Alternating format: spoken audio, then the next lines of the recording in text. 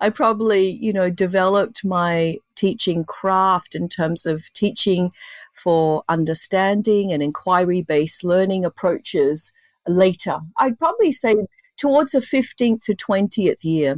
I taught traditionally for a good 15 years, I would say. This is not binary. I don't want to say traditional teaching is wrong or right, that, there's no such wrong. There's nothing wrong in any kind of teaching strategy. I want to get that clear and that point across because, as teaching is this complex, exciting, dynamic craft, and we have this toolbox of different pedagogical strategies. And, there are times where we have to use direct instruction or some explicit instruction, which I think is what we term as traditional teaching. But for me, traditional teaching is that you only use that particular pedagogical strategy of direct instruction.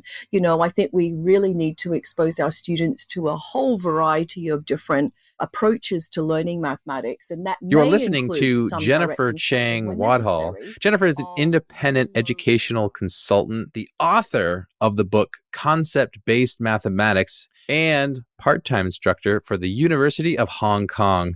With over 25 years experience in the educational field, Jennifer has worked in several international schools, including South Island School, Hong Kong, and the United Nations International School, New York and Island School in Hong Kong. In this episode, we'll dive into a great conversation about shifting mathematics teaching from what many of us remember from our own K through 12 learning journey to a more progressive inquiry approach to teaching mathematics conceptually.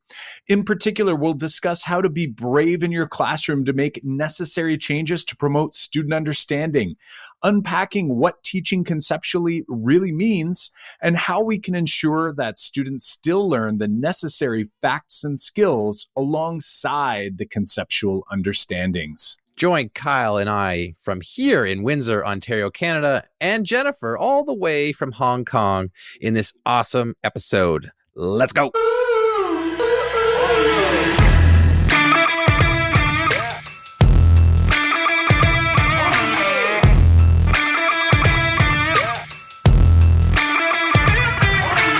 Welcome to the Making Math Moments That Matter podcast. I'm Kyle Pierce. And I'm John Orr. We are two math teachers who, together, with you, the community of math educators worldwide who want to build and deliver math lessons that spark engagement, fuel learning, and ignite teacher action. John, are you ready for episode 29? Yes, sir. I can't wait to share this great conversation with the Math Moment Maker community. Before we begin, the Making Math Moments That Matter podcast is excited to bring you the Math Moments with Corwin Mathematics book giveaway. That's right, we'll be giving away 10 books from Corwin Mathematics, including Jennifer's book, Concept-Based Mathematics, Teaching for Deep Understanding in Secondary Classrooms. Plus, you'll receive Corwin discounts and digital downloads just for entering the draw. You can get in on the giveaway by visiting makemathmoments.com/giveaway by Wednesday, July 31st, 2019. Are you listening after July 31st, 2019? No sweat. We are always actively running giveaways, so check out makemathmoments.com/giveaway by Wednesday, July 31st to get in on this Corwin Math book giveaway. But if you've already missed it, no worries. Go to that same link, makemathmoments.com/giveaway, and you can get in on the new giveaway. Awesome.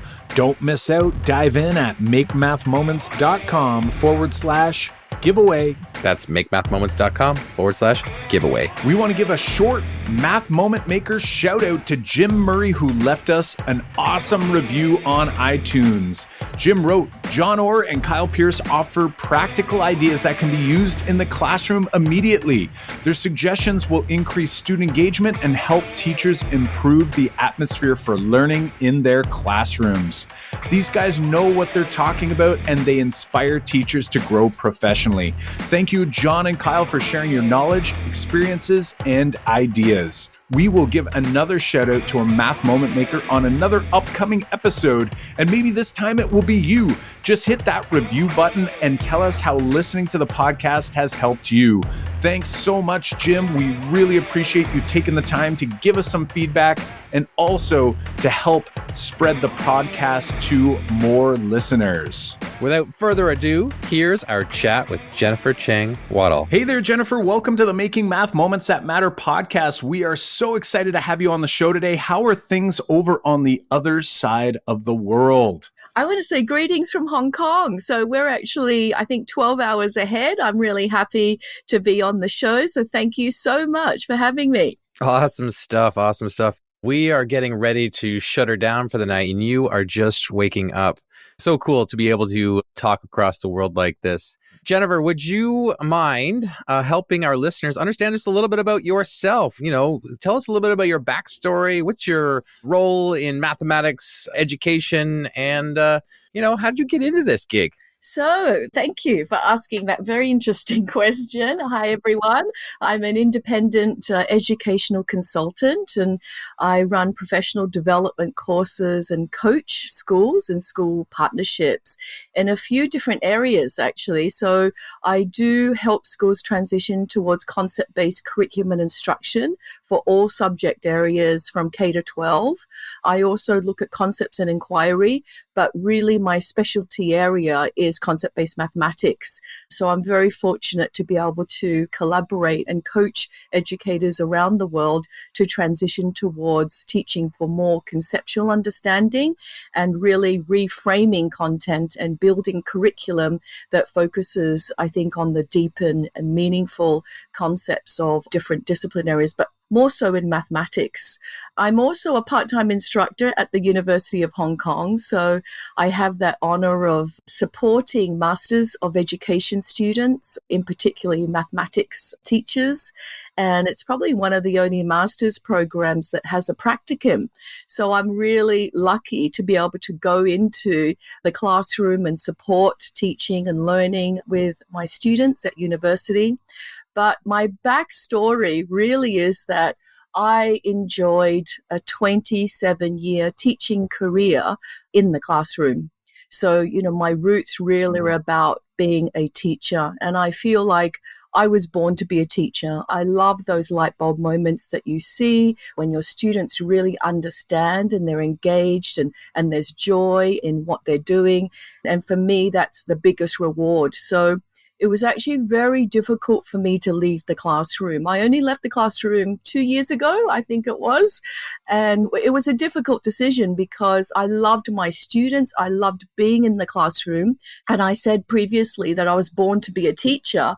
When I was 12 years old, my mother took me to a fortune teller in the mountains of Taiwan. That's where she was from. And this fortune teller looked into my face and she said, you're going to be a math educator for the rest of your life.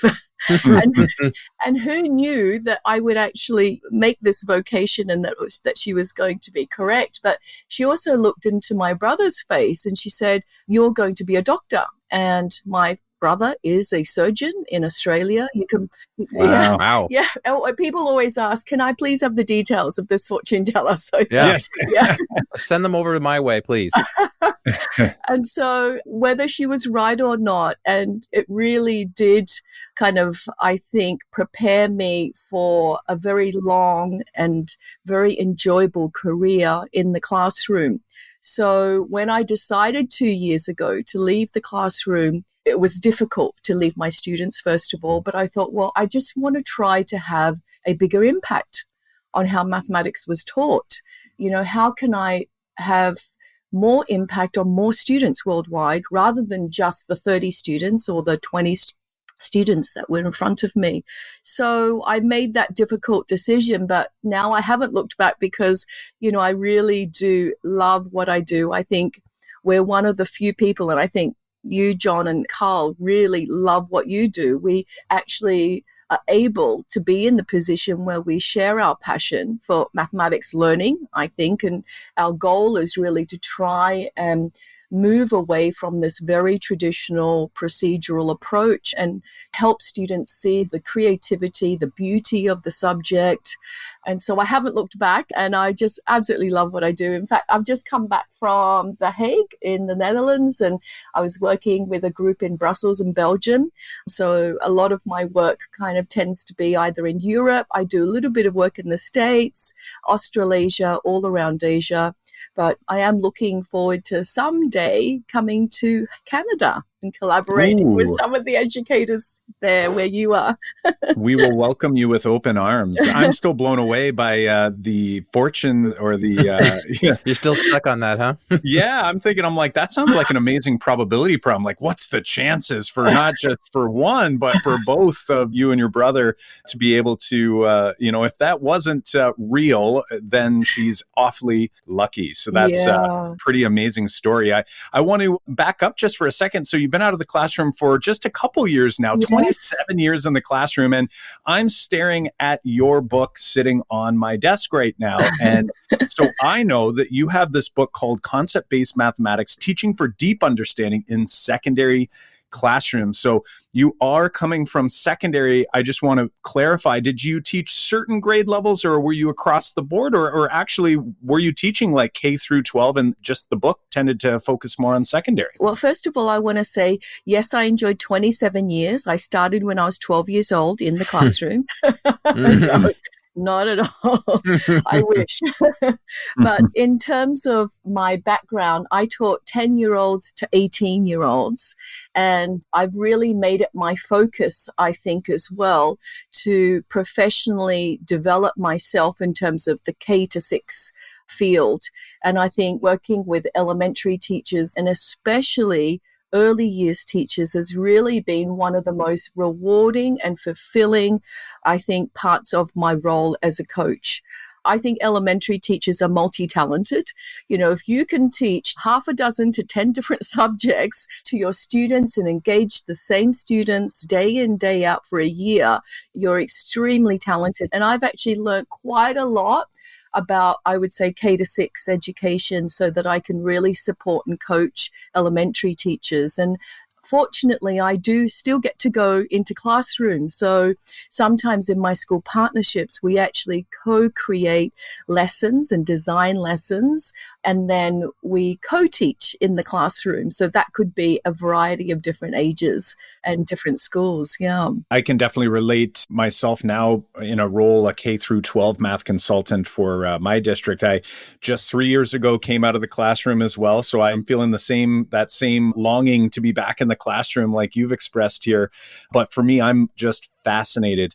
I've said it before on the podcast, the younger the children, the more fascinated I am by just how mathematics develops and just gaining my own understanding of concepts that I had been just using in my secondary classroom without even really thinking about how complex and like what is actually going on under the hood. So just like yourself, I think it's fascinating. I love hanging out in elementary classrooms now. And I think it's more because I want to fully understand it before I go back to the secondary world to start piecing all of that together too, just seeing how these big ideas, how early they start to develop and how easy it is for students to have gaps and, maybe have fallen off the wagon because, they weren't really given a great opportunity to learn outside of the procedures, right? Yes, I agree, Carl. I think at the same time that, we have a lot to learn from early years teachers. I really have to shout out to early years teachers because everything at that age is conceptual.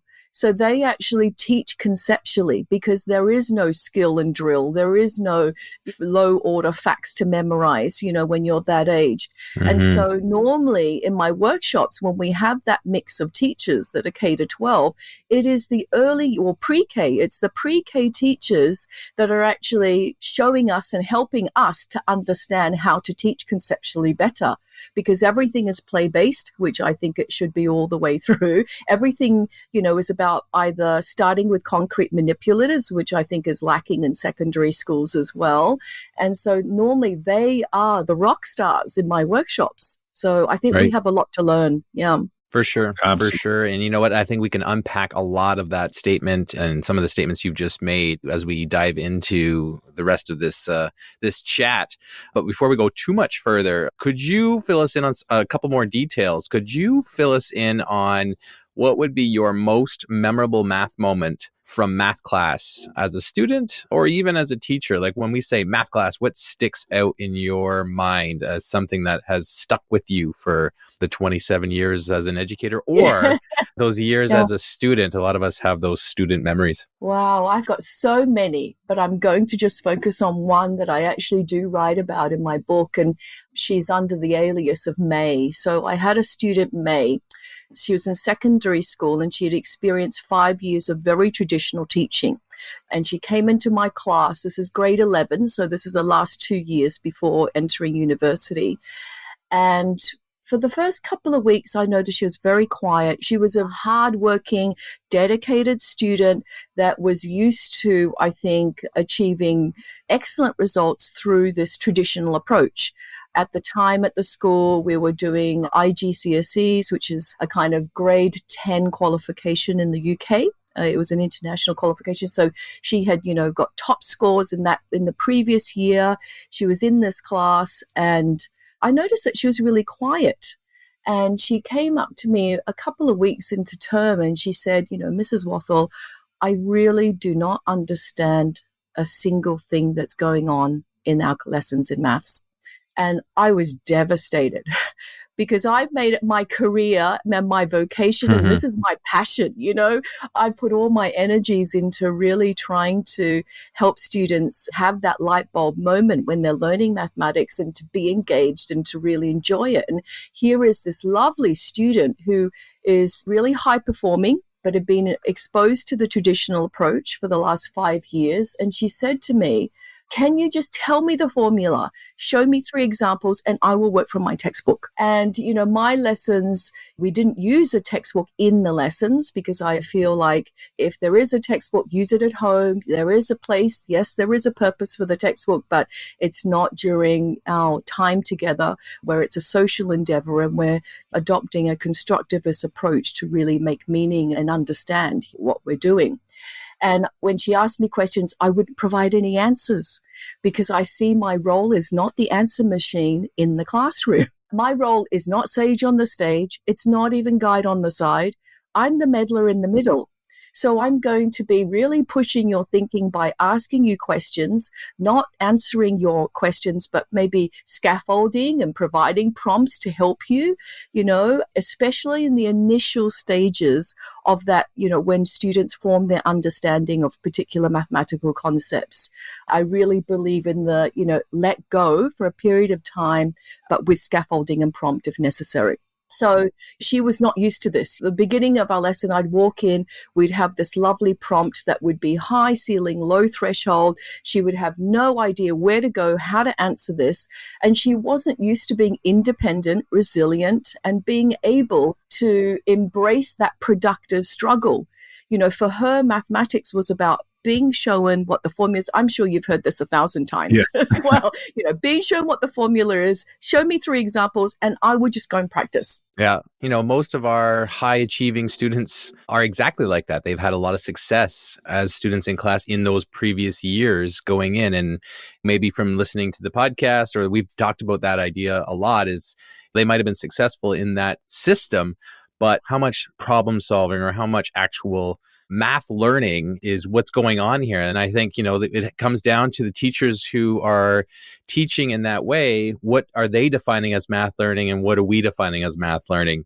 Because some of those teachers are saying math learning is, I show you how to do it, you do it, hey, you're doing math. Like that's what it is. Whereas, like you, we tend to differ on that. And we'd rather our students, be problem solvers and think critically and work together and all that stuff. Yeah. Yeah, it's not monkey see, monkey do. That's not our philosophy at all. Right. It really is about trying to engage our students' intellect.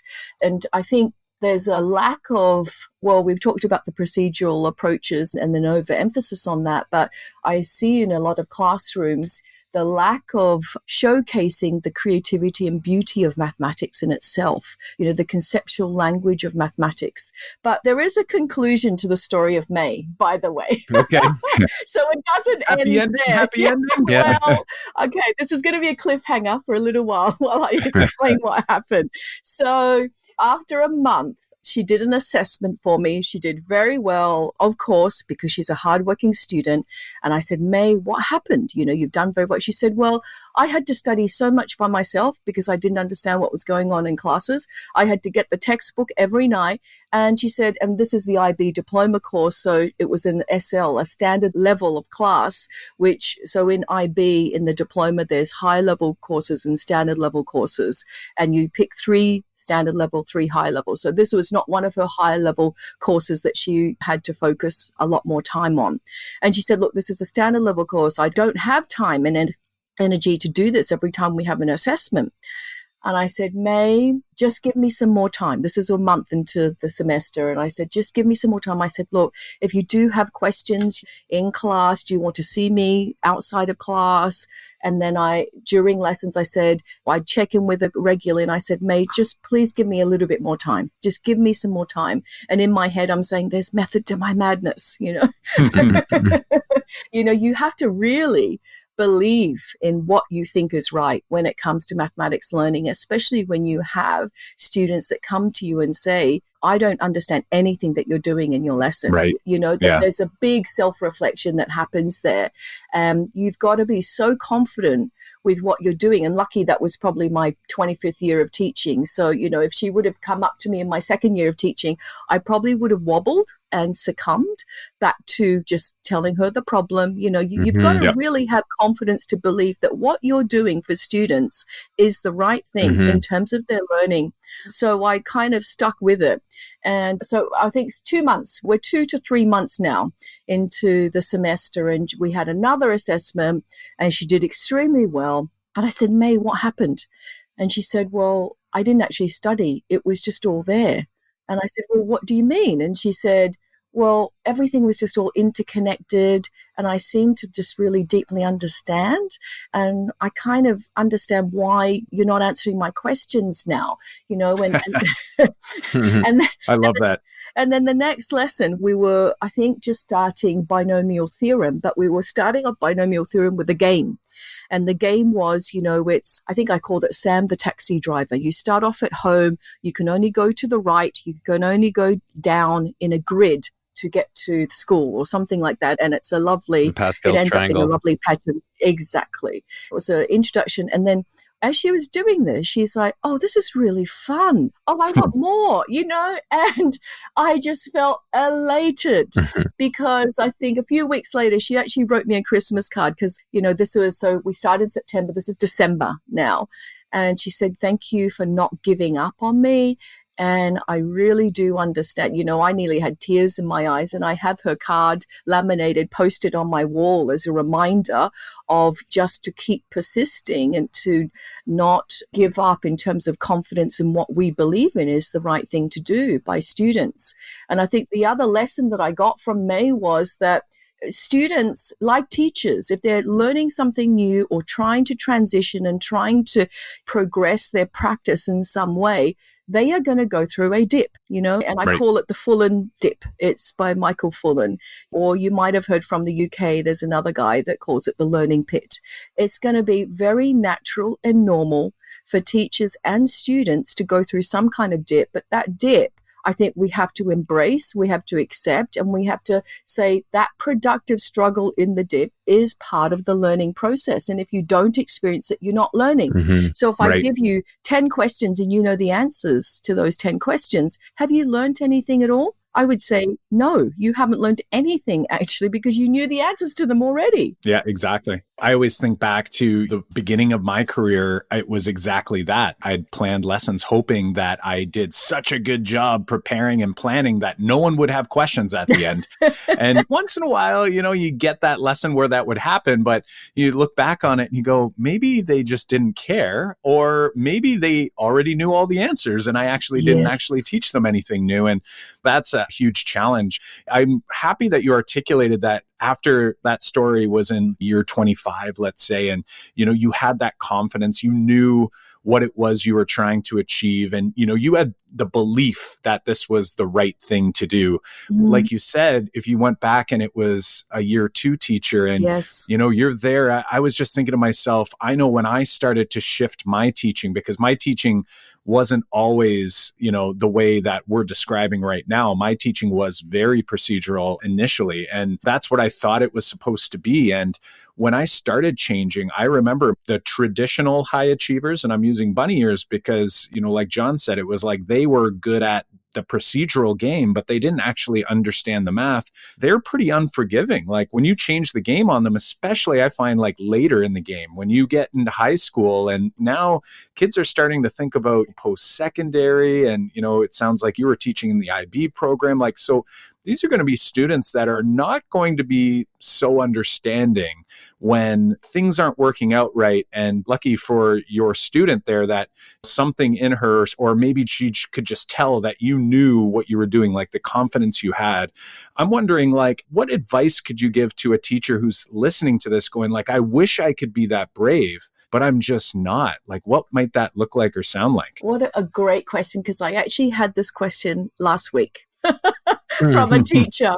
So, a teacher said, I have these students that don't understand the value of what I'm doing because they think a maths lesson looks like me standing at the front of the board, giving the formula, and then students practicing from the textbook.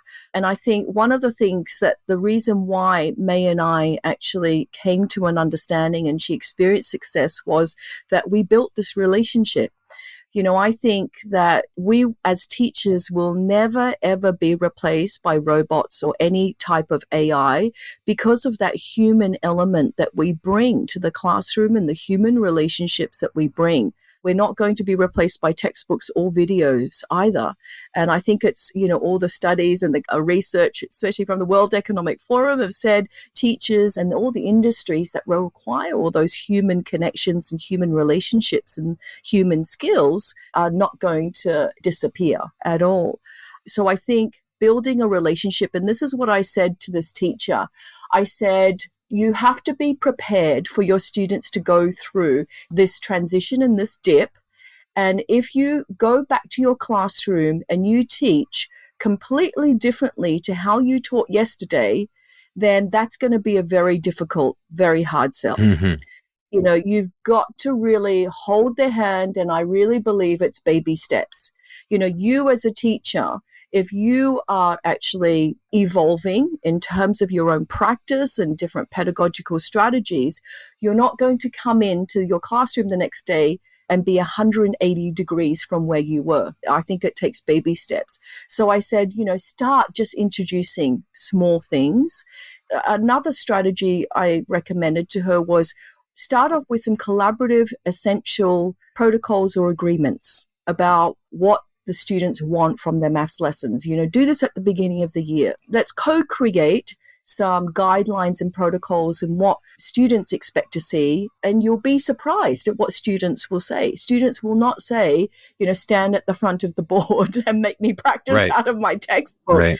And so I suggested that I said, set up some protocols, have some common understandings with the students of what they expect, what maths lessons should look like, but then baby steps. So start off with just a few things. Don't change 180 degrees overnight because everybody's just going to be in shock and not ready. And then I said, in terms of stakeholders in the school community, it's not just students. We have parents, because it's parents that start complaining to the school board or to the administration about this teacher is not teaching. They're not standing at the front. They're not lecturing. They're not teaching my kids properly. And their scores may initially go down because they're floundering and they're not understanding the purpose, the bigger purpose. And so in a lot of my travels, I actually give parent talks to really help parents. And I'm a parent myself. I'm a parent of 2 adult children. I can't believe it. They're 18. I have twin boys. Oh, so nice. That's why I'm saying plural. Yeah. So, I'm a parent myself, and I went through traditional schooling. So I know exactly what other parents are thinking, when it comes to, in their minds, this progressive, fluffy type of teaching that's not very rigorous. This is one of the myths, right, of concept-based curriculum and instruction and teaching for understanding and inquiry, that there is no rigor and challenge. Right. And after the parent talk, I've given quite a few and different levels of parent talks. But, after the parent talk, I give parents the visible thinking routine. I used to think, now I think. And there's huge shifts. Parents, they want the best for their children. Right. And they just need to be, I think, shown, and they need to be educated about what really is effective learning and what's going to really enhance their children's education in the long run. Kyle and I were both just at the NCTM conference in San Diego, and we were both had the pleasure of seeing Sarah Vanderwerf present. And she told an interesting anecdote, that when she travels, she always asks the cab drivers or the people that she meets, like, what do they think about math and the math class? And, they always have these memories that aren't so glamorous. And she says, like 2/3 of the people are like that. Like, they give those stories about math class. And then she said it's the same 2/3 of that are parents that say, but I still want you to teach math the same way I was taught. Right? It's like those parents still have, like what you're saying is about, educating the parents that it's going to be changing, and you want to present that to them. Like, did you really enjoy math class when you were young? And most of them are saying no, like, but you still are angry that math is coming home and it's not the math that you learned, or it's not the way you learned it. And, the frustration is they're probably frustrated in the sense that they're having trouble helping their sons or daughters or their children with that math. And, it's coming out that way. But I always think about that we do need to educate the parents. And I think that's something that we need to do more of for sure. Yeah, definitely. I think once you have parents on board, you have students on board first and foremost. And then once you have students on board, it's just a matter of just, helping our parents understand what 21st century mathematics learning looks like. Right. It's very clear that you are so passionate about teaching math conceptually, as shown in your book, Concept-Based Mathematics. Did you always believe that math should be taught this way? You kind of alluded to it a little bit earlier. I'm sure this is not exactly how you were taught, but when did this shift happen for you? Like, early in your career, late in your career? Can you give us a little bit of a timeline there? Like, I know that you mentioned a little bit about baby steps for teachers. That's your recommendation. But what's an actual good timeline for teachers? Maybe they want to model it off of what you did. Could you give us a little insight in there? I'm a bit older, I would say. So for me, I probably, developed my teaching craft in terms of teaching for understanding and inquiry-based learning approaches later. I'd probably say towards the 15th to 20th year. I taught traditionally for a good 15 years, I would say. This is not binary. I don't want to say traditional teaching is wrong or right, that, there's no such wrong. There's nothing wrong in any kind of teaching strategy. I want to get that clear and that point across because, as teaching is this complex, exciting, dynamic craft, and we have this toolbox of different pedagogical strategies. And, there are times where we have to use direct instruction or some explicit instruction, which I think is what we term as traditional teaching. But for me, traditional teaching is that you only use that particular pedagogical strategy of direct instruction. I think we really need to expose our students to a whole variety of different approaches to learning mathematics. And that may include some direct instruction when necessary of very low order thinking skills and facts. I think there's nothing wrong with direct instruction when it comes to the low order things that we want our students. But when it comes to the high order thinking, that's something we want to draw out from our students through learning experiences. But in terms of my own career, I'm hoping that people now, because I'm of an older generation. I was in a generation where there was still corporal punishment in school. So, I don't want anyone to follow my career or my pathway. But nowadays, I know that there's this huge movement of back to basics. I've heard in the UK, it's the same thing. And, there's this, I think, misconception that you either only teach facts and skills and you go back to basics, or you teach conceptual understandings. And that's a complete false dichotomy. In fact, you need both. You need both facts and skills. They go hand in hand with conceptual understandings. That the facts and skills are the low levels of thinking.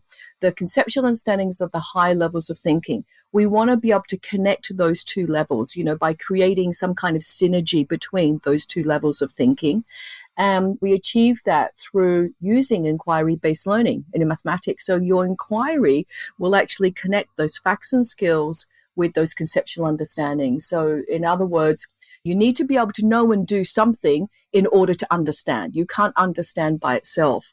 So I'm hoping that, I know that there's huge movements at the moment in pockets around the world with go back to basics and focusing on the skills and facts. But, I'm hoping that there are more pockets around the world that believe, well, let's try to evolve our practice, or let's try to adapt what mathematics learning looks like now, so that we actually do prepare our students for this unknown, very exciting world because of the exponential growth in technology. We know many studies, Oxford University did one that basically said 47% of jobs are no longer going to exist in the next 2 decades because of automation.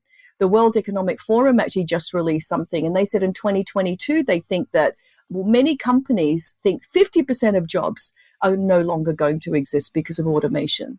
So, what are we preparing our students for? So I'm hoping that there are pockets. Don't follow my path necessarily, but maybe follow my path from the 15th year, Right. Really think about, how are we going to bring back that joy into the classroom? How am I going to engage my students, but give them these necessary, I think, not just skills and facts, but understandings that they can transfer and apply to different situations? How can I develop their intellect? Because basically, information without intellect is absolutely meaningless. For sure.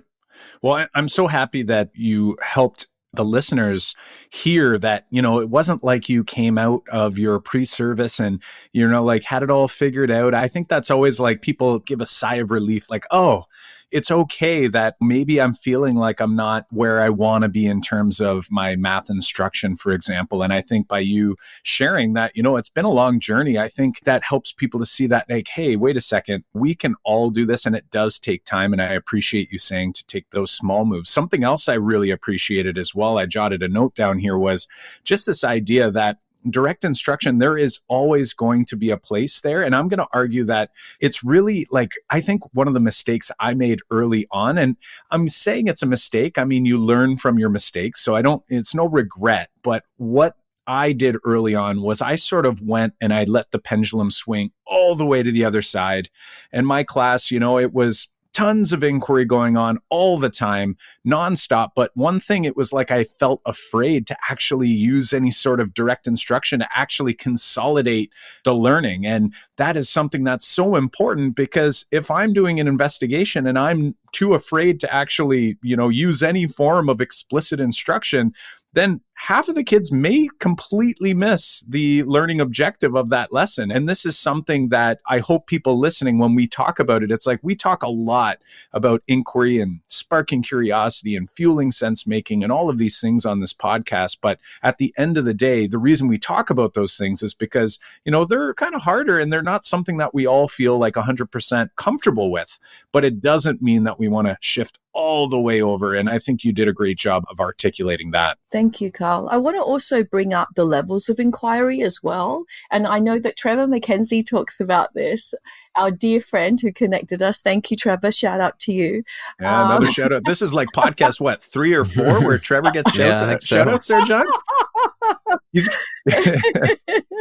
But also the work of Andrew Blair. I'm not sure if you're familiar with him. He's from the UK and I've been following him for years. His website is inquirymaths.com, and he talks about the levels of inquiry too. So whether you believe there's 3 or 4 actually doesn't matter, but there are levels. There's highly structured levels of inquiry for those students and teachers that are just transitioning and they're not ready to like really let go yet. But here are lots of prompts to help you. And here's lots of scaffolding to really help you. But we're still not going to tell you what you should understand from these lessons or from this lesson.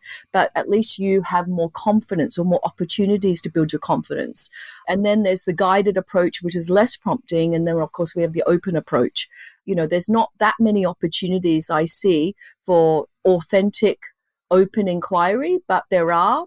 And it's not something that you would do all the time in your lessons. And so I think to help teachers really try and use more inquiry in their lessons, you know, think about those levels and start off highly structured with lots of prompts. But just don't tell students that the key here is not to tell students what those conceptual understandings are, because for me that would be like robbing them of that experience and that aha moment. Imagine if like I gave you a present and I told you what that present was before you opened it, or if I instead of showing the trailer to a movie, I tell you the spoiler to the movie. So I want to set the stage for learning. I want to get you excited. I want to at least tell you certain things about it, but you're going to find out what that present is at the end of the lesson or at the end of the series of lessons. I think about it in a math classroom as well. And I tend to be somewhere in the middle of those different levels of inquiry where, you know, it's very well thought out as to the learning objective. And I think the part I really like about math, and it's an opportunity, it's something that Kathy Fosno speaks a lot about in her resources, including Context for Learning Kits, is just this idea of like not trying to fix the mathematician, she says. And, you know, we're letting the kids work through and see their solution through.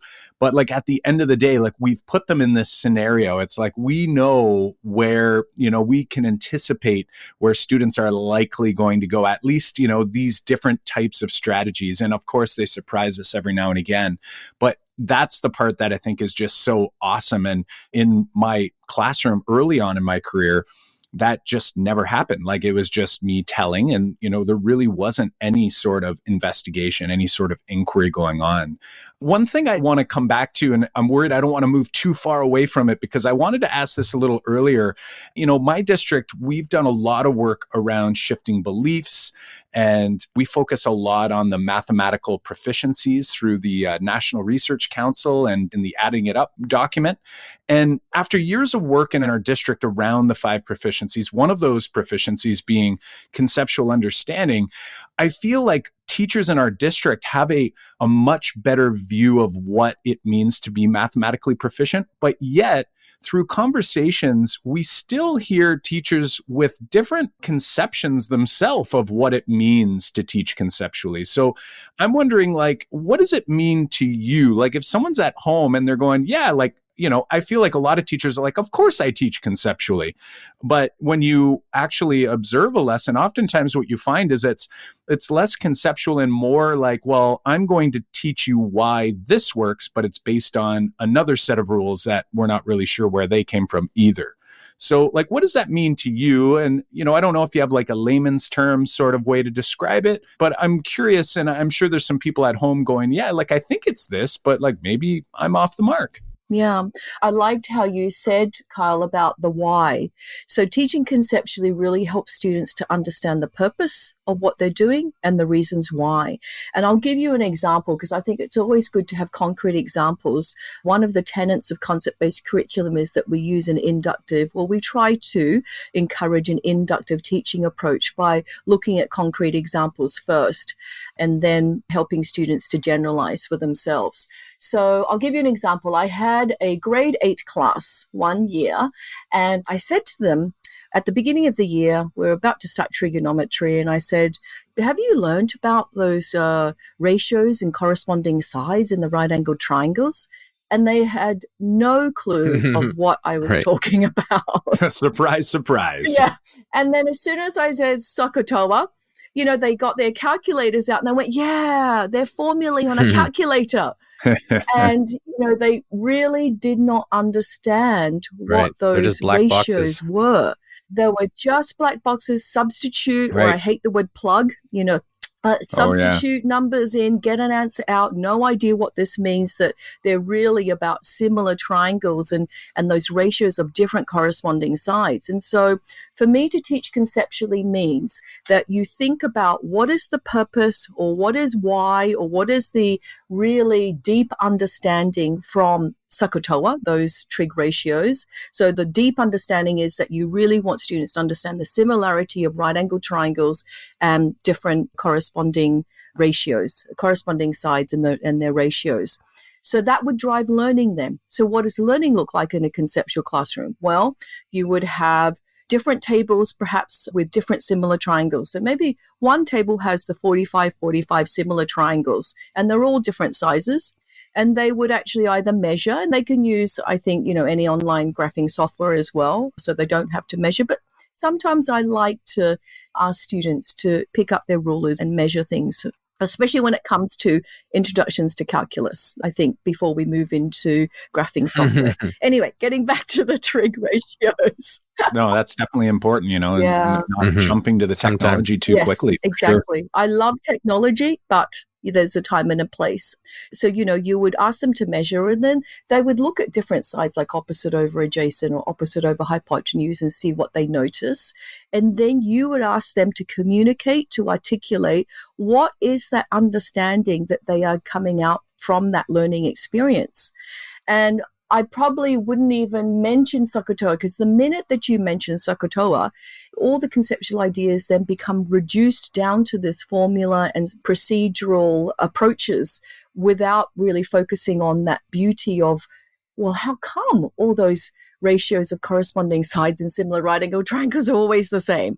It's like pi, the same thing. Why? How come all the ratios of circumference to diameter is the same, is the same? So that really is beautiful and very creative, and we need to bring that out a little bit more. So that's an example of teaching conceptually. So it's really understanding your purpose and your goal.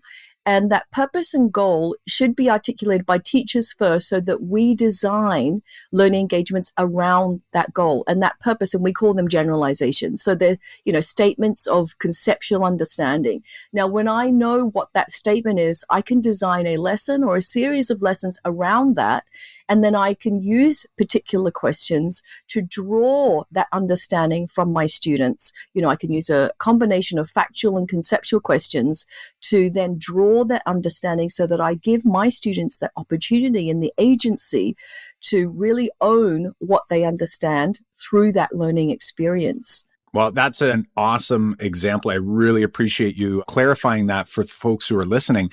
And what I'm hearing is, I'm hearing a few things, quite a bit actually, but one that's popping into my mind is just this idea that when you're teaching conceptually, to me, it sounds like it's not just about answer getting. It's about something so much more. It's, when you had mentioned SOHCAHTOA and, the kids are, hey, all right, we're good to go. Let's, fire this into the calculator. You said plug into the calculator, right? And I almost think that the word plug is appropriate in that scenario, because there is no mathematical language or thinking there. It's just, we're just aimlessly firing things in. And when I go into a classroom, I've done some traveling. I was a part of a project called the NORCAN project. And, we had an opportunity to go to Alberta province here in Canada, and then go to Norway and go into classrooms. And I would always seek out classrooms. I was always curious about trigonometry at the time. This was a couple years ago. And, something about trigonometry, it was like, no matter where I went, the students didn't have any conceptual understanding of what it was they were doing. So it was exactly what you had said. Like, it was like you were reading my mind. And what I realized eventually was this idea that even if we back it all the way up just to proportional relationships in general, students don't fully understand what's going on there anyway. And that's to me where, I was thinking like, how could I help students with trigonometry? I'm like, oh boy, I think we need to back up even earlier. And it introduces this other challenge that is a huge concern for John and I, is this idea of even like just our own content knowledge as teachers. It can be really difficult for me to teach conceptually if I'm not feeling like I have a conceptual command of the topic. I always say I got a degree in procedural fluency. I did not get a degree in conceptual understanding, and that is like a big hole to fill. I don't know if you can speak to that at all. Like, how do you suggest teachers go about trying to figure out how the curriculum that they have to teach, how do they begin unpacking the concepts? I mentioned one of the tenets as being the inductive teaching approach. And when I learned about this, probably I would say 7 years ago, so quite recent in terms of my career, it really reframed everything I did in the classroom.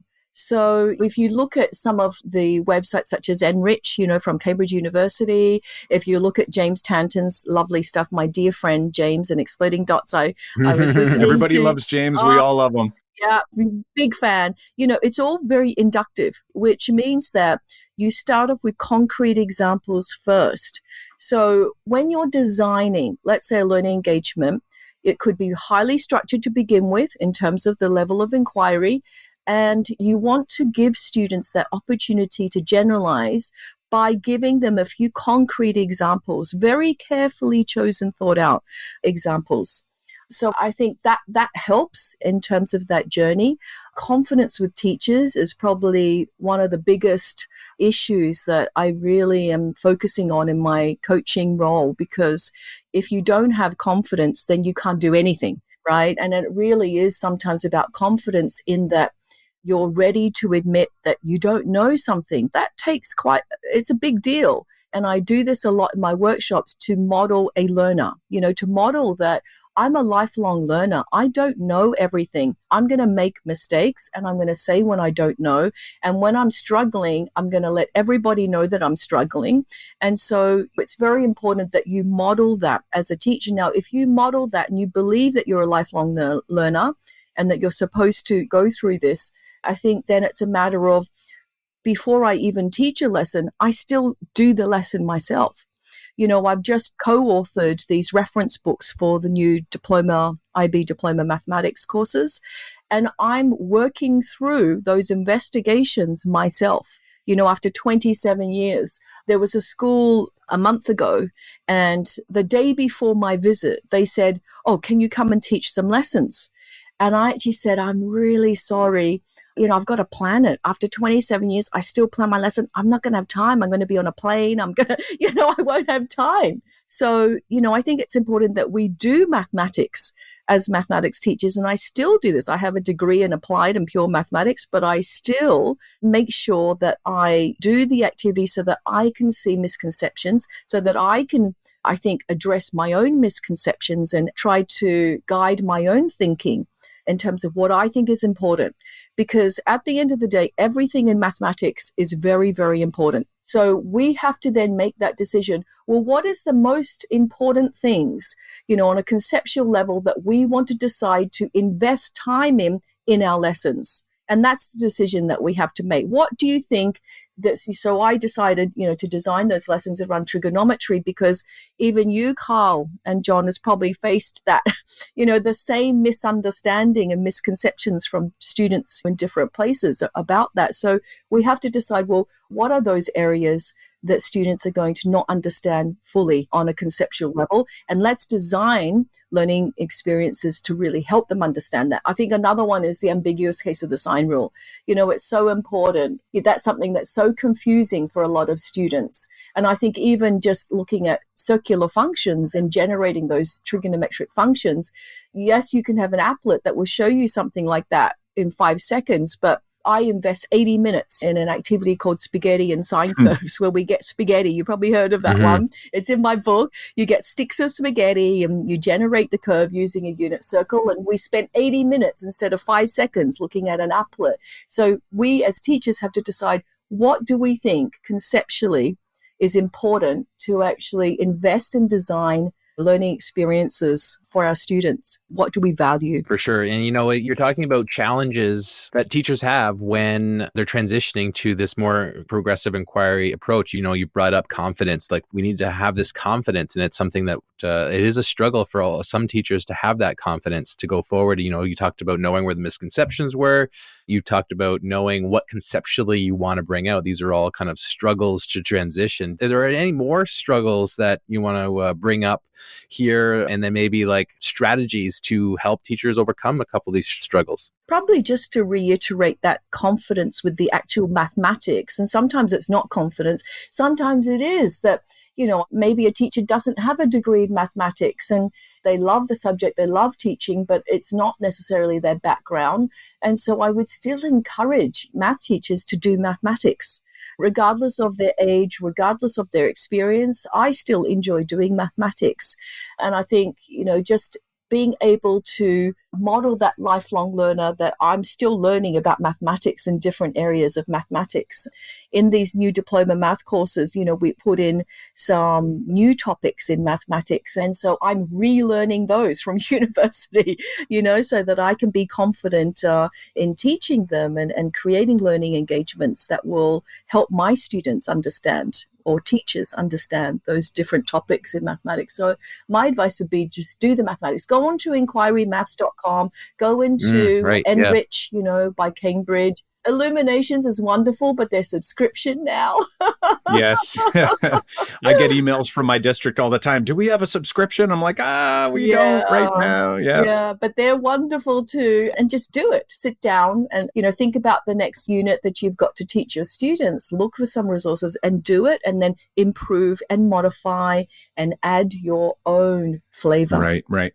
I love how you mentioned just about us doing the mathematics, because at the end of the day, if we're not doing it, we're not going to learn anything new about it. It'll be very difficult for me to be able to draw out what's important if I'm not too sure what's important. I think now I've been playing a lot, like I said, with elementary math and looking at the implications of partitive and quotative division when we're working in proportional relationships. Like John and I actually just released a new course inside of our academy, the Math Moment Academy.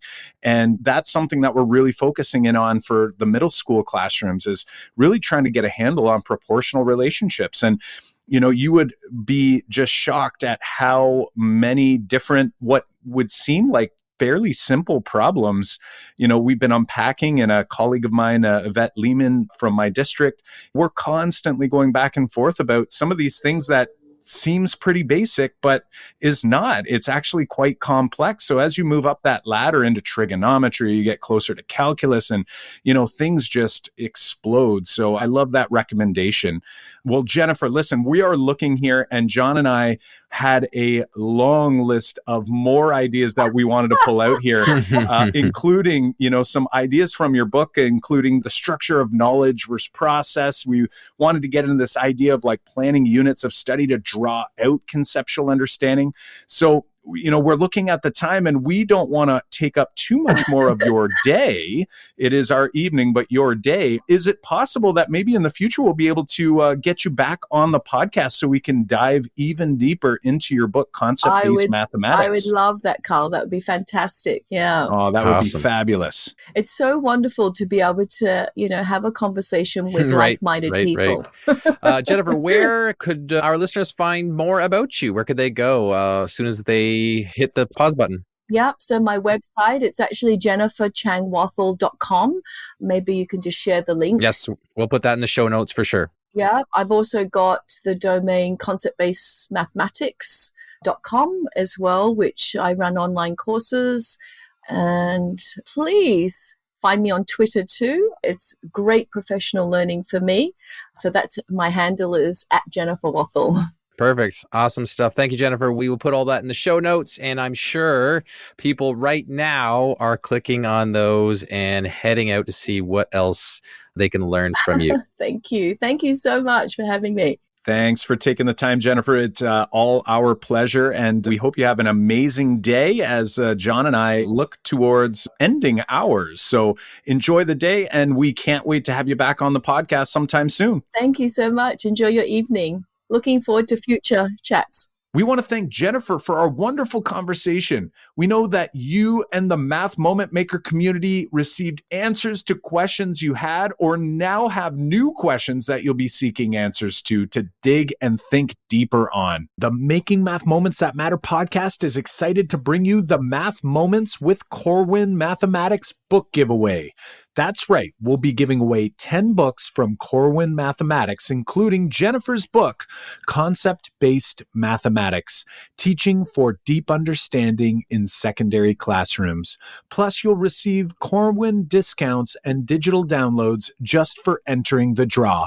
You can get in on the giveaway by visiting makemathmoments.com/giveaway by Wednesday, July 31st, 2019.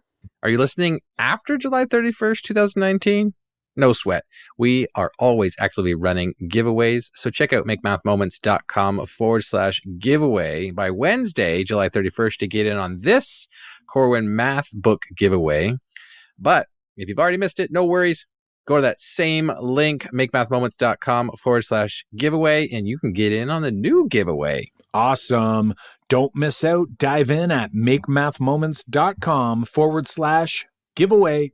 That's makemathmoments.com/giveaway. If you haven't checked out JenniferWathallChang.com yet to learn more about her book, Concept-Based Mathematics, as well as her other professional learning resources, be sure to do so now. Kyle, what was your big takeaway from our conversation? My biggest takeaway is just how far Jennifer has come in her own mathematics teaching journey. When you hear a mathematics consultant speaking at a conference or you read a book and you think about how we can do this better, I think it's easy for each of us to jump to the conclusion that they must have just always known this stuff or, they had the secret sauce to teaching mathematics. It's like our irrational brain throws these thoughts in our heads to make us feel inadequate, when in reality, Jennifer openly shared with us how long it took before she started to shift her teaching practice. This was just another great example of how it is never too late to continue learning and trying to do the best we possibly can for our students. I really appreciated that. How about you, John? What resonated with you? That definitely resonated with me when she talked about it's being, we're all on a journey and we're here just to do better. And it's not the same for everyone. We all progress at different speeds, just like our students do in math class. I really appreciated when she called herself the meddler in the middle, like she's not the teacher at the front giving, the advice and the step-by-step instructions. She's in the middle with the students, helping them overcome their, productive struggles and giving them the feedback they need when they need it. I really appreciated that with her. I also appreciated when we asked her about what struggles teachers have in changing their practice. She not only let us know what struggles those are so that we can watch out for them, but she gave us tips and strategies on how to overcome those struggles, which is great for you to know as a teacher so that you can be aware of those things. But also, if you're in a coaching role or consulting role, you now have some better tools to go into those conversations with your teachers and to know what to watch out for. So I appreciated all of those things that she shared in this conversation. Awesome. Yeah, definitely some new tools for our tool belt. So how about you at home? What's your big takeaway from this episode? Share it with a friend, a colleague, or send us a message on social media at Make Math Moments on Twitter, Instagram, and Facebook. In order to ensure you don't miss out on new episodes as they come out each week, be sure to subscribe on iTunes or your favorite podcast platform. Also, if you're liking what you're hearing, please share the podcast with a colleague and help us reach an even wider audience by leaving us a review on iTunes and tweeting us at Make Math Moments on Twitter.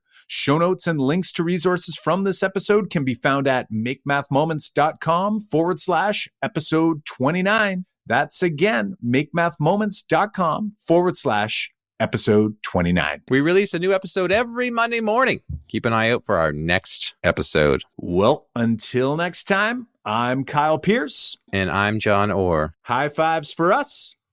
And high fives for you.